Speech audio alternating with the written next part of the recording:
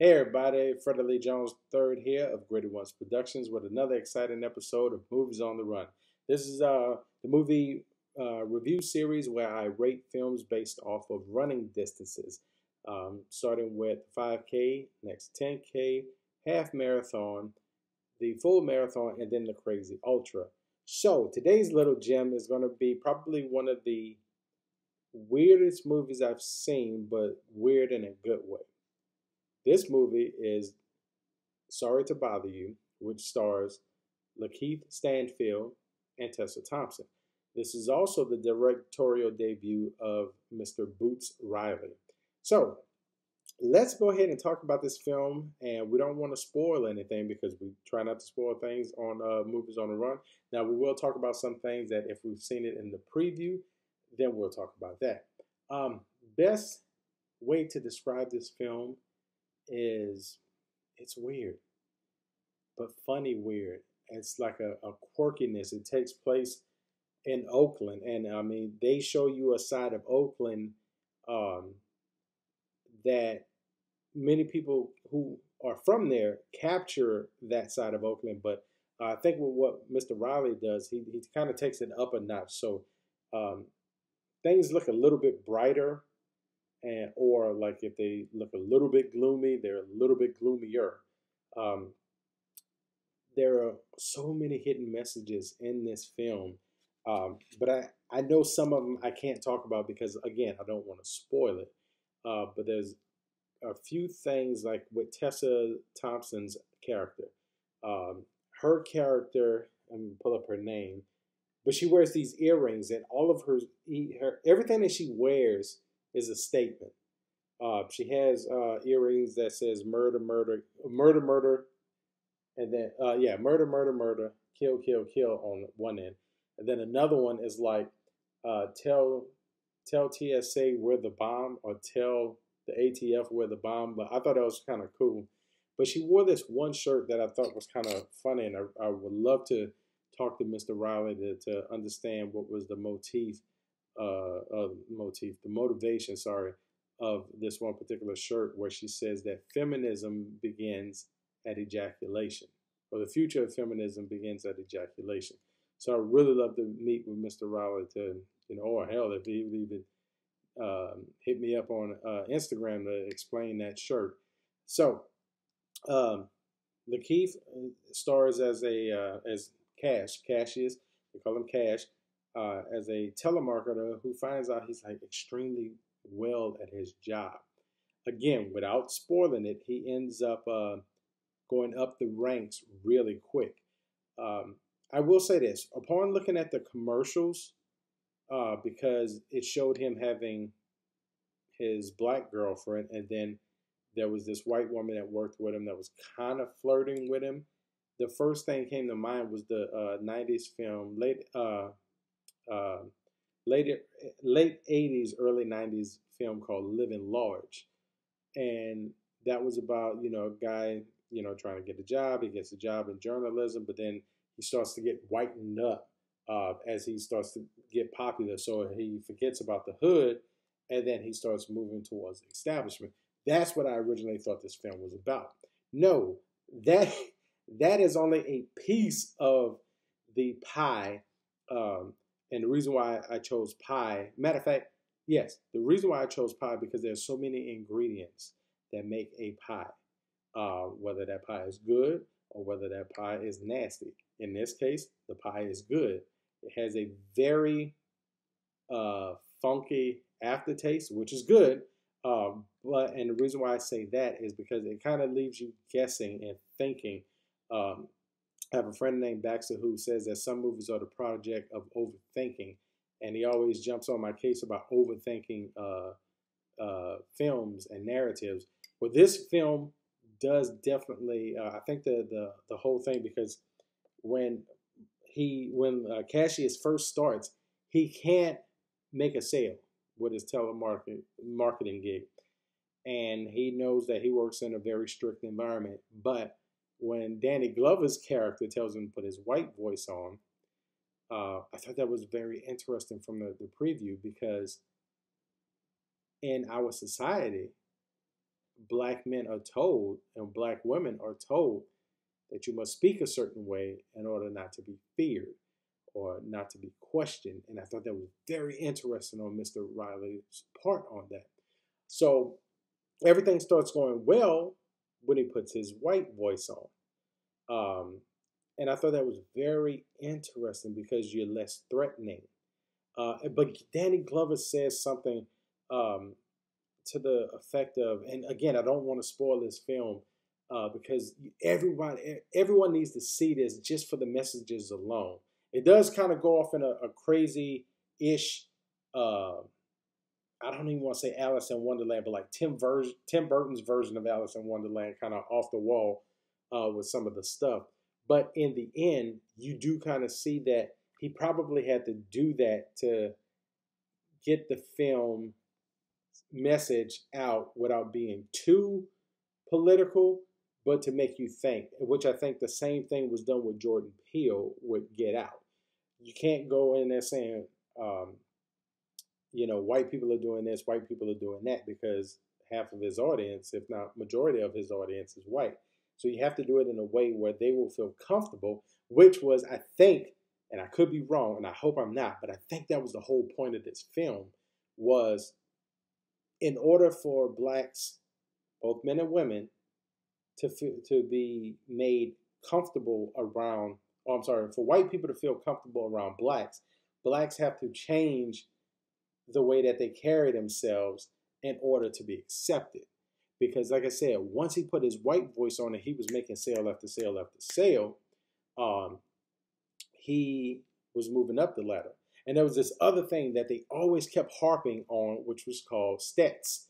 And it was STTS, and that was stick to the script. So as a telemarketer, you have to go by a certain script in order to make your sale. But to me, it was a metaphor of everything that you have to do in life. You have to stick to the script in order to move up. You have to stick to the script in order to survive. And I thought that was very interesting because there are scenes in there. One scene in particular that involves Tessa Thompson is when her and LaKeith are talking, and he says, I just kind of got this job to be more interesting with you. And she says the old you was more interesting. And that's when I was like, damn, okay, so what was the scene about with her having to say that? And I thought that was very interesting, this whole stick to the script. So, because there's even parts in the movie, and this is non-spoiler, where he keeps his white voice, has to stay on even when he's not working, which I thought was very interesting. And he eventually obviously meets the boss of the company that he works for, and things of that nature. And again, I kind of got like, I don't know for you all who remember, but the old Homey the Clown episode where Homey the Clown basically sold out. And he sells out just to meet the man. That was his whole 2-part episode reasoning for selling out. Homey straightened up his hair, was wearing a suit and tie, because this woman, his black woman, told him in order to get ahead, this is what he would have to do. And I thought that was very interesting because that's exactly what happens in this film. He doesn't go along and changes his hair, but it also kind of brushes on stereotypes of what people, cord popped out, what people think about black people, especially white folks. Everybody can rap. I thought that was like very interesting. The caricatures of black culture are made prevalent in this. And what I mean by that is, for whatever, and I'm going to use these crayons. My son's crayons are going to make a debut on here. So for everyone educated black male and black female that's not into doing dancing and all these different little challenge videos and whatnot, there are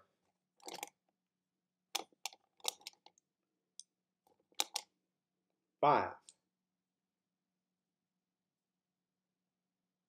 There's 5 ignorant folks that will get more shine than that one black person that's talking about, hey, we need to get together. But all of the buffoonery will get us shine more than anything else. This is more accepted, the buffoonery, as opposed to the educated black man or black woman. And I thought that was interesting because that plays a part into the film too. So with that being said, I love the messages, both hidden and not hidden in the film. There's one thing in there where I kind of want to harp back on to the whole selling yourself out aspect of the film. There is a scene in there where Tessa Thompson, again, like she tells him, about his old self being more interesting, but then you see her do the exact same thing. And I thought that was rather ironic because another thing that was kind of funny was her character actually does something in the film that I thought was kind of funny. But not like in a ha-ha way funny, but it kind of made me look at her sideways. She actually, there's another character, Steve Ewan, a.k.a. Glenn from The Walking Dead, who had the most profound death in that series. He was one of the reasons why I really became like a super fan, because it seemed like Glenn could never die in any of these episodes. Like he was like the super dude. But he basically puts the moves on the girl, on her character, and she at first kind of denies it, but then again after they kind of break up, and you see this coming where she's going to do something with him, but they don't go too far with it. But she does engage in, like, kissing and stuff like that from what she says. But I just kind of felt that was like, wow, like he just automatically like moved in on his girl, and then it was like after that, they kind of discussed it, but they never really bring it up. It was okay, that was it, So I thought that was a rather peculiar of a scene to put in. But she was like that free spirit, where, she couldn't be caged, and she was like I guess she was a feminist, or she was conscious. It was kind of hard to understand who she was, and I, again, don't want to tell you anything that may spoil. So I'm gonna go ahead and wrap this up and tell you my rating. So Boots Riley's directorial debut of Sorry to Bother You. If I had to choose a rating, I'm going to definitely give it a half marathon with a 5K thrown in for extra measure. The reason why I say that is because, yes, it is a weird movie, and I found myself kind of questioning what was going on because the story does kind of jump, it jumps in order, but it kind of veers off. So it's almost like a tree. Obviously, the tree grows up, and the jump off points are the leaves or the branches. But in the end, they go to a point, and then they eventually kind of find their way back, and then they constantly keep going up. So yes, it's a half marathon with a 5K sprinkled on the side, and it was really good. I know I will have to watch it again to get a better rating of it. I'm sorry, a better understanding of what was all going on. And thank you all for watching. Don't forget to like and subscribe, and check out the Kickstarter campaign for my film Potty Break, which is going to be directed by Semi Cole of Semi Vision. And I will holler at y'all later. Freddie Lee Jones III of Gritty Ones Productions, out.